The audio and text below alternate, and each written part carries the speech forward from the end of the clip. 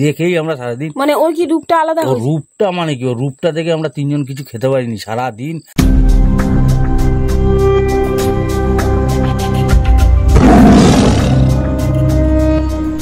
Hi friend, সুন্দরবনের ভূমিপুত্র চ্যানেলে সবাইকে স্বাগত। তো আমরা বর্তমানে এখন ঝড়খালিতে আছি এবং ঝড়খালি বহু মানুষের সাথে আমরা সাক্ষাৎ করেছি এবং বহু মানুষের সাথে কথা বলছি। তো সেই সুবাদে এই দাদার সাথে আমরা সাক্ষাৎ করব, যিনি এই যে আমি যে বর্তমানে এই যে নৌকোটা এখন বসে আছি, দাদারই নৌকো, তিনখানা নৌকো আছে, তো এখন এই নৌকোটায় বসে আছি। তো কিভাবে যান বা কিভাবে থাকেন ওখানে জঙ্গলের মধ্যে, কীরকম পরিস্থিতি তৈরি হয় বা সেখান থেকে কিভাবে মানিয়ে ওনারা সেইভাবে থাকে, 7-8 দিন থাকে, সেই সব ঘটনাগুলো আজ আমরা শুনবো ওনার মুখ থেকে। আপনারা তো বহু শুনেছেন যাদের দুর্ঘটনা ঘটে যায়, কিভাবে ফিরে আসছেন। তো আজ আমরা এই বিষয় জানবো যে এনারা যে যাচ্ছেন মাছ ধরতে, কীরকম পরিস্থিতি তৈরি হয় ওখানে গেলে বা কি পরিস্থিতির মধ্যে দিন কাটায়, সেই পুরোটা আমরা আজ জানবো। আসুন আগে ওনার পরিচয়টা নেই আমরা। দাদা, আপনার নাম? আমার নাম সত্যজিৎ রায়। হ্যাঁ। আমার বাড়ি ঝড়খালি 4 নম্বর। আচ্ছা। বাবার নাম প্রফুল্ল রায়। আমি দীর্ঘ 8-9 বছর জঙ্গল করছি। 8-9 বছর ধরে? 8-9 বছর ধরে জঙ্গল করছি।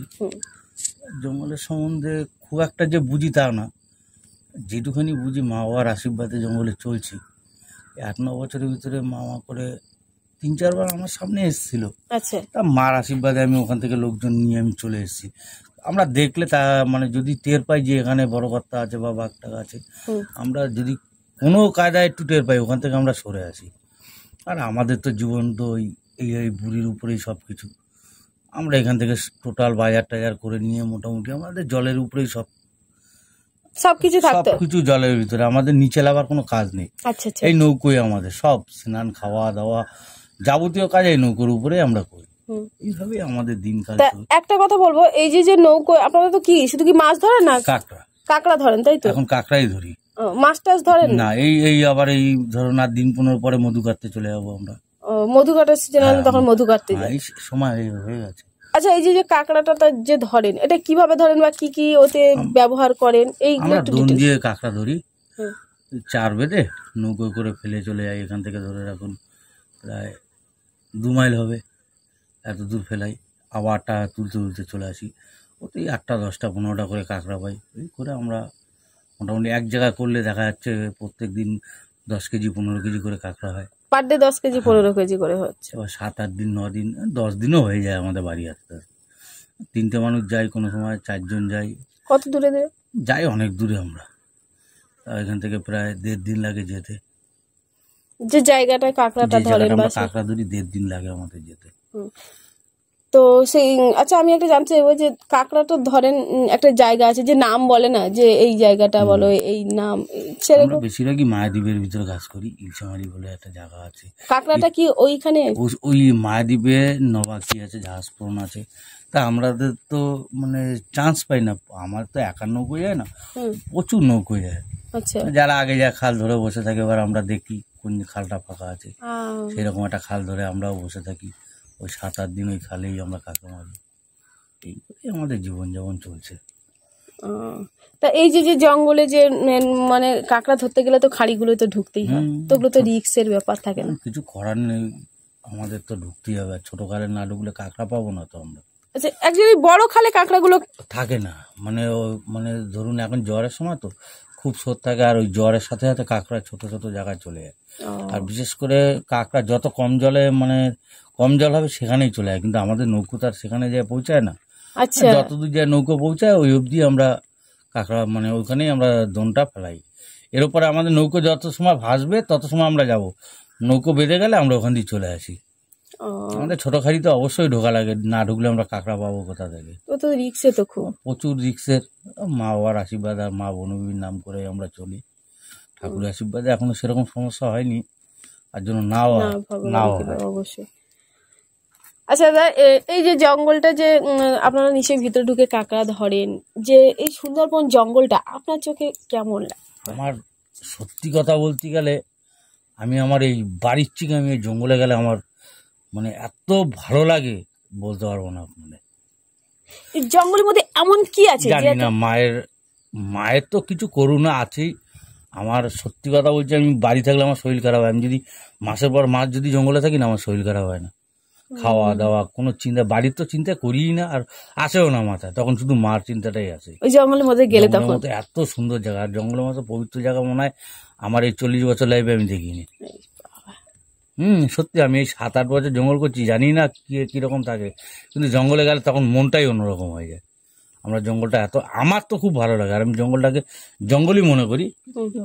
আমাদের তো কি আর বলবো, সব বলে আর মানে সব কথা তো আর বলা যায় না দিদিভাই। একটু বলুন শুনি। আমরা 3 জন কাজ করি, আমাদের মানে পরানটা সবসময় ঠোঁটের মাথায় থাকে, কারণ ছোট ছোট খালে যখন ঢুকি না, দুপাশেই আমাদের জঙ্গল, নৌকো কিন্তু তার ভিতর দিয়ে আমরা নিয়ে যাচ্ছি। পেছনে একজন, মাঝখানে একজন, সামনে একজন থাকে। যখন তখন আমাদের কিছু একটা হয়ে যেতে পারে, সেটা এখন ওই যে বললাম মায়ের আশীর্বাদ বলতে পারো মাকে। আমরা কাজে লাগার আগে ওই বুড়িকে পুজো দিই, মাকে ডাকি, মা ভালোভাবে যেন কাজ করে বেরিয়ে আসি। বুড়ি বলতে এই নৌকোকে আমরা বলি, আমরা এই নৌকোকেই আমরা বুড়ি বলি। এই আমার মা, বাড়ি একজন মা আছে, আর এই একজন, আর এই যে আমাদের মন্দিরে একজন। এই না থাকলে আমরা কি করে বাঁচবো। আচ্ছা, তো একটা কথা জানতে চাইবো দাদা, যে এই যে জঙ্গল করছেন বা বহু জায়গায় বহু দূরে দূরে তো যেতে হয়, আচ্ছা এমন কোনো জায়গা আছে যেটা বলা হয় যে বালি থাকে ওখানে নাকি মানে লুকিয়ে থাকে, যে বাবু যারা বলে বাঘ বলা? না না না না, এরকম না। সাগরের দিকে যেটা, সাগরের দিকেও না, ওরা বিশেষ করে এই বড় বড় মানে এই গনের সময় ওরা বড় বড় ট্যাকে চলে যায়। আমাদের থেকে ওদের গন পতনগুলো ওরা বেশি স্মরণ থাকে, মাছ, কাঁকড়া, বাঘ, শুয়োর, হরিণ সব। আচ্ছা, ওরা যখনই জ্বর হবে তখনই ট্যাকে চলে যাবে, শুকনো জায়গায় যায়, চুপ করে বসে থাকবে, আবার মরানি হলে আস্তে আস্তে আস্তে আস্তে আবার নিচে চলে আসবে। আমাদের মানে কি বলবো, কাজ করতে করতে বহু জিনিস দেখিনি এমন কোনো জিনিস নেই, তা আমাদের ক্ষতিও করেনি, আর আমরা ক্ষতিও করিনি। ঠিক ঠিক। ধরো কখনো ওই বাঘ, কুমির, হরিণ ধরছে, শুকর ধরছে, এইসব দৃশ্য চোখে পড়ে? চোখে পড়ে, চোখে পাইনি। আর হ্যাঁ, আসছে বড় কথা, লাফায় আসছে, যে টের পাই আমরা নৌকো নিয়ে বেরিয়ে যাই ওখান থেকে, আমরা সেই মুহূর্তে আর ওখানে থাকিই না। হ্যাঁ, হরিণ টরিণ মাঝে মাঝেই দেখি, ডাকে, ও তো প্রত্যেক দিনই ডাক শুনি ওদের, কিন্তু বড় কথা সামনাসামনি আমরা পড়তে যাই, মানে 2বার পড়েছি আমি জানি ও কি জিনিস, মানে কি বলবো, হাত তুলি আমার সামনে, সেখান দিয়ে যে বেরিয়ে এসেছি, শুধু মাকে ডেকে 3 জনের যে কি অবস্থা ছিল তখন, সেই দৃশ্য কেউ না দেখলে আমরা 3 জনই জানি। আমরা সারাদিন খেতে পারিনি, ও দেখেই আমরা সারাদিন, মানে ওর কি রূপটা আলাদা, ওর রূপটা মানে কি, ওর রূপটা দেখে আমরা 3 জন কিছু খেতে পারিনি সারাদিন। ওই নৌকোর জ্বরে মানে নদীর মাঝখানে গ্যালাপি দিয়ে চুপ করে বসে রয়েছি, কেউ কিছু বলতে পারছি না যে রান্না কর, বা কেউ 1 গ্লাস জল দে, কেউ বলিনি, যে যেরকম আছে সেরকম বসে রয়েছি। ওর যে দৃশ্য, ওরে বাবা, সে ভেঙচি দেখে মানে ও তো আমাদের দেখে অ্যাটাক করার মতন একটা ওর প্ল্যানে ছিল, কিন্তু আমরা সেই অ্যাটাক করতে দিইনি। ও যখনই আগাচ্ছিল, আমরা মানে লগি মেরে পেছনে ঠেলছি, ও মনে হচ্ছে কি আমরা তো তার ভিতরে ধাওয়া দিচ্ছি, লাঠি বেড়াচ্ছি, এই ছুঁয়ের উপরে পিটাচ্ছি, মানে ওই আমরা পিটানোর ঠেলায় ও একটু ধমকে গেছে, আর ওই ফাঁকে আমরা ও যে ভেঙচিটা দিয়েছে, ওই ভেঙচিতেই আমাদের কাজ শেষ হয়ে গেছে 3 জনে। এরকম একটা জিনিসও, ও ভেঙচিতে মানে কি, বান্দরে দেখা যায় না ভেঙচি দিলে দাঁত বার করে, ও বান্দরে ভেঙচি দিলে আচ্ছা লোকে দৌড় দেয়, আর ওই বড় কথা যদি ভেঙচি দেয়, ওখানে আমরা জায়গায় যে আমরা পড়ে যাইনি, এটাই আমাদের কপাল ভালো। তাও তো মানে 3 জন যখন বড় খালে বেরোচ্ছে, হাত পা কাঁপছিল এরকম করে, ঠাকুর জানি মা ঠিক করে বার করে নিয়ে গেছে। ওই একটা দৃশ্য পড়েছিল, আর একটা দৃশ্য পড়েছিল, ও লাফায় আসছিল, আমরা চলে আসছি ওখান থেকে। এইভাবে ভীষণ বড় হয়। হ্যাঁ, ওরে বাবা, ছোট আছে, বড়, ভালো বড় আছে। আমরা নৌকো দিয়ে বেয়ে যাচ্ছি, দেখছি ওই পার দিয়ে 7টা এই খেলে আসছে, ওর জায়গা ও তো থাকবেই। আচ্ছা, আমরা ওদের কোনো ডিস্টার্ব করি না, কিন্তু সবাই কাজ করি তো, যার জন্য ওরাও এক জায়গায় দাঁড়াতে পারে না, এখান থেকে ওখানে, ওখান থেকে এখানে এরকম করছে। ওরাও তো মানে ওদেরও একটা ভয়ও আছে, ওদেরও বিরাট ভয় নেই যে এমন কোনো জিনিস নেই। বাঘ যে আমাদের ভয় পায় না তা না, ওরাও ভয় পায়, কিন্তু ভয় পেলে কি হবে, আমরা তো সে মানে দৃশ্য দেখতে পারবো না। ও তো আমাদের সামনে যদি ভেঙচি দেয়, আমরা 3 জনই শুয়ে পড়তে হবে। ও তো বেশি লুকিয়ে থাকে তোমার হেতাল বনগুলো, যেটা হেতাল বন কি, ও যেখানে সেখানে, ও একটা যদি এরকম একটা গুড়ি দেখে না, ওই গুড়ির গায়ে ও দাঁড়িয়ে থাকবে, কেউ দেখতে পাবে না ওকে, অত বড় জন্তুটাকে। এরকম ভাবে ও মানে শিকারে বসে থাকে। আচ্ছা, আচ্ছা, একটা কথা বলবো যে এই যে ধরো এত বছরে এত জায়গায় ঘুরেছেন, কাঁকড়া ধরেছেন, বিভিন্ন জায়গায় যাচ্ছে, সব থেকে কোন মানে গেলে যে একটা আতঙ্ক লাগে, কোন খাঁড়ি বা কোন এরকম? সব জায়গায় জঙ্গল, মানে সব জায়গায় জঙ্গলে যখনই নৌকো দিয়ে উঠবো, কাজ শুরু করবো, টাইগার ডিপার্টমেন্টে এমনই একটা জায়গা, যে কোনো খালে মাথা থাকলে উকুন আছে, জঙ্গল থাকলে বাঘ আছে, এটা আমরা সবসময় ভাবি, যার জন্য আমরা সতর্কভাবে চলি। আচ্ছা, যার কারণে এখন অবধি মামা করে চলছি। জানি না সামনে মজুর সিজন আছে, মার নাম করে আবার লাভ প্রায় যাক, সাবধানে কাজ করবেন। 1 মাসের জন্য প্রায় আমরা বেরোচ্ছি। ওটা 1 মাসের জন্য দেয় পাসটা? 1 মাসের জন্য পাস দেয়, প্রত্যেক মাস পাস করতে হয়। ওরা 3 মাসের জন্য থাকে মজুর পাসটা। আচ্ছা, চৈত্র মাস থেকে পড়ে? হ্যাঁ, চৈত্র মাস থেকে, চৈত্র বৈশাখ জ্যৈষ্ঠী 3 মাস থাকে। আচ্ছা, একটা কথা জানবো যে এই যে কাঁকড়াটা যে ধরেন, মানে এই কাঁকড়া কোন সময়টা বেশি পাওয়া যায়, যেটা একটা বলে না যে কাঁকড়াটা কোন সময় বেশি পাওয়া যায় এটা বলা মুশকিল, কাজের উপরে নির্ভর। যে যেরকম কাজ করবে সেরকম ভাবে কাঁকড়া হবে। কাঁকড়া ধরুন প্রথম চোটে, তখন কি মাস পরে, ওটা জুন জুলাই থেকে একটু ভালো কাঁকড়া হয়, ওই সময় একটু মানে বেশ ভালোই কাঁকড়া পাই আমরা। তারপরে এই জানুয়ারি ফেব্রুয়ারিতে চাইনিজ মার্কেট হয়, তখন একটা ভালো কাঁকড়া পাই আমরা, 1-8 গুণের জন্য কাঁকড়া পাই। তারপরে ওই 70 কেজি 80 কেজি 1 কুইন্টাল এরকম করে কাঁকড়া পাই। আর সবাই সমান পায় না, যে যেরকম কাজ করবে সে সেরকমই কাঁকড়া পাবে। ওই কাঁকড়াগুলো কেমন রেটে বিক্রি করো? আমাদের সারা বছর কাজ করি আমরা, এই জানুয়ারি ফেব্রুয়ারি এই 2 মাস আমাদের কাঁকড়ার প্রচন্ড রেট থাকে। কেমন রেটে? সেটা হচ্ছে ধরেন 1300-1400 টাকা কেজি।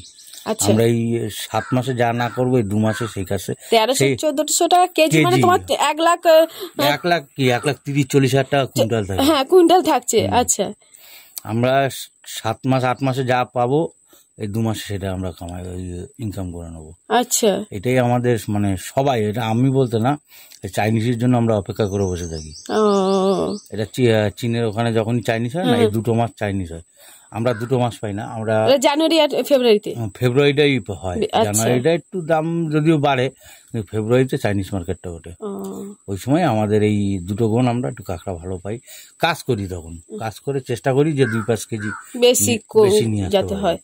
বর্তমানে এখন কেমন দিচ্ছে? এই যে এখন মোটামুটি ধর তাও 70-80 হাজার টাকা কুইন্টাল আছে এখন। 70-80 হাজার টাকা এখন এই মুহূর্তে।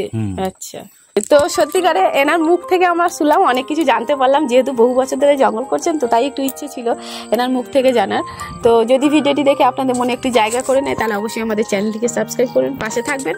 আর এরকমভাবে আমরা আপনাদের সামনে নিত্য নতুনভাবে ভিডিও দিতে থাকবো, আপনারা সবাই আমাদের পাশে থাকুন। তো চলুন, দেখা হচ্ছে অন্য কোনো এক সময়।